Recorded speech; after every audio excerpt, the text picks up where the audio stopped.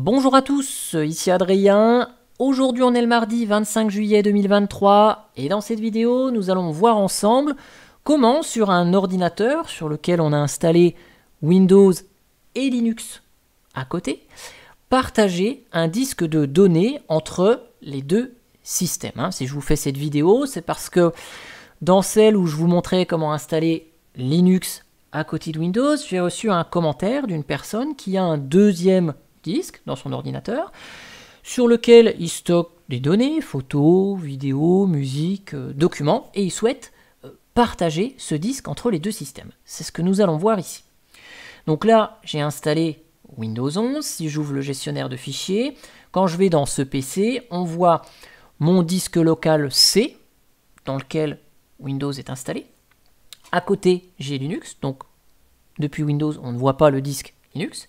Et là, j'ai mon troisième emplacement, E2, dans lequel je stocke des documents ici. Donc si je vais dedans, que je l'ouvre, j'ai un document que j'ai créé avec LibreOffice sur ce Windows. Et voilà. Donc ça, c'est un document type texte classique, fait avec LibreOffice. J'ai des photos dessus également. Bon. Maintenant, je vais redémarrer sur Linux. Donc, juste à côté de Windows 11, j'ai installé Linux Mint.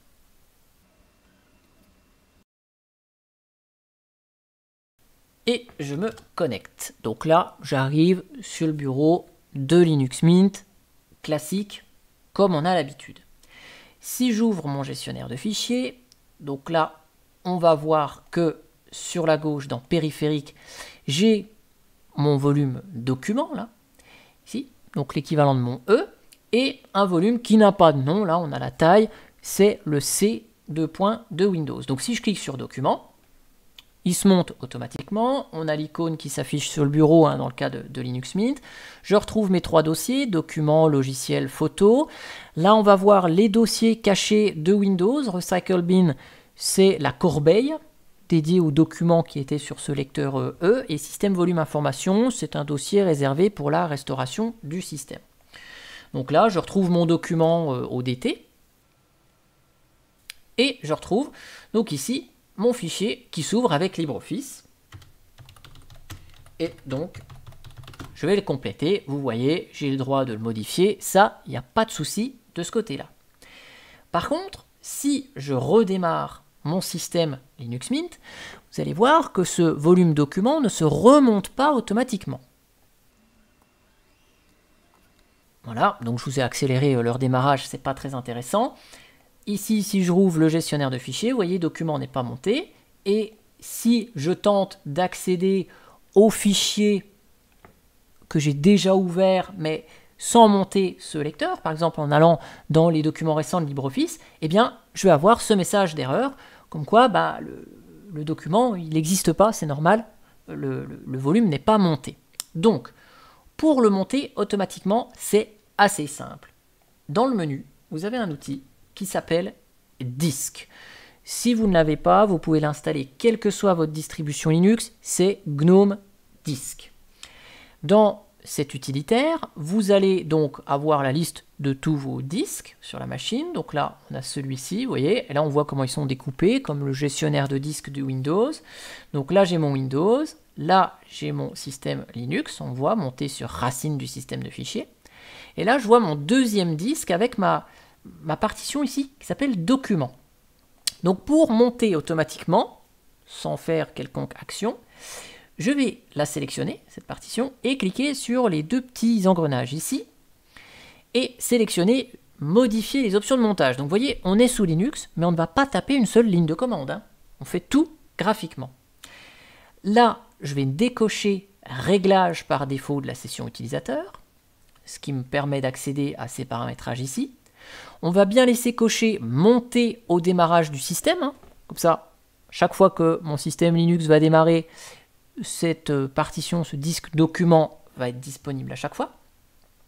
Là, je vais laisser cocher afficher dans l'interface utilisateur. Comme ça, on le verra dans le gestionnaire de fichiers. Et puis ici, on ne va pas toucher aux options qui sont bien par défaut. on ne va pas modifier ce choix-là, qui est automatiquement sélectionné parce que on a sélectionné notre partition avant. Par contre, on va changer le point de montage. Le point de montage, c'est le dossier à partir duquel on va accéder à notre document. Donc par défaut, il nous met ça dans /mnt/ des chiffres et des lettres qui suivent, c'est l'identifiant du disque, c'est pas très parlant. On va utiliser par convention le dossier média, et donc on va pouvoir mettre par exemple /média /document. Vous pouvez laisser le choix par défaut, ça fonctionne très bien. Je trouve que c'est plus facile de s'y retrouver, de se dire voilà, tout ce qui va être disque à monter automatiquement, je le mets dans médias parce que ce sont des médias, et puis je vais mettre le dossier document parce que mon disque s'appelle document, donc je laisse document. Si ce dossier n'existe pas, automatiquement l'outil va le créer. Là, vous laissez type de système de fichier auto, faites valider. Il vous demande de saisir votre mot de passe parce que vous allez faire une opération d'administration qui va donc modifier un fichier système. Donc sous Linux, à chaque fois que vous avez une opération de ce type, vous mettez votre mot de passe, comme les mises à jour, l'installation de logiciel. Je mets mon mot de passe et c'est paramétré.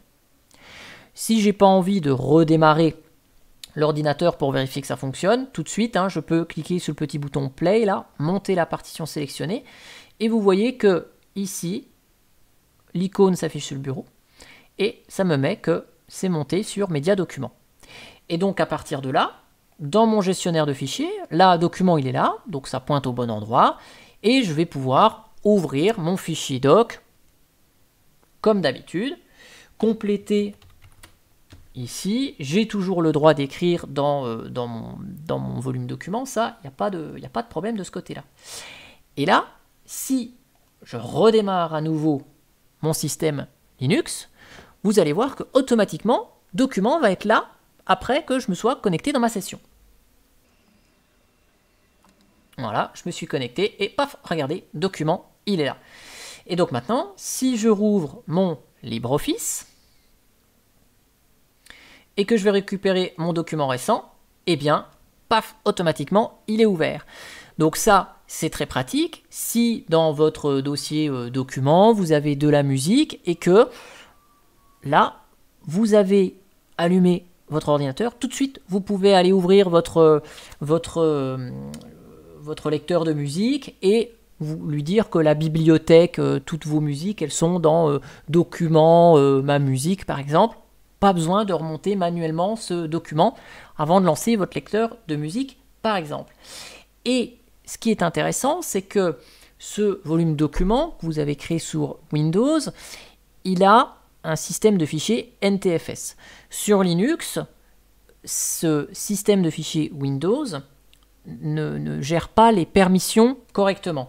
Ce qui fait que vous n'allez pas avoir de soucis. Là, si je me déconnecte de mon utilisateur Adrien et que je prends la session de Brooke, parce que j'ai une autre session qui est créée sur mon système Linux, Brooke voit aussi le document et vous n'aurez pas à modifier des permissions pour pouvoir, entre vos différents utilisateurs, pouvoir écrire dedans. Pas de problème, ça fonctionne dans les deux. Brooke, elle ouvre le doc.odt. Ok, elle dit bah non, moi c'est pas Adrien, c'est Brooke. Je change ici, je peux enregistrer mon document, il n'y a pas de souci. Brooke va pouvoir faire tout ce qu'elle veut. Ici, par exemple, là, je vais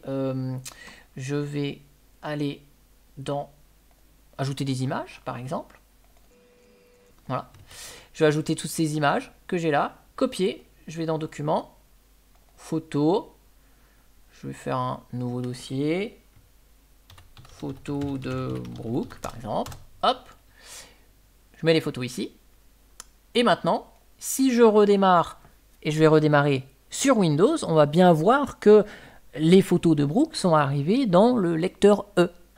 Et donc, comme ça, aussi bien Windows et Linux ont de partager ce disque document et on va pouvoir modifier des fichiers depuis Windows, on va les voir depuis Linux et donc comme ça vous allez pouvoir partager des fichiers entre vos deux systèmes, ça il n'y aura pas de souci. Donc là je me connecte sur Windows, je vais ouvrir le gestionnaire de fichiers, tac, je vais aller dans ce PC, dans le lecteur E, je vais dans Photos, je vois les photos de Brooke. Ici, j'ai toutes les photos de Brooke, que je peux évidemment ouvrir, consulter, faire tout ce que je veux dessus.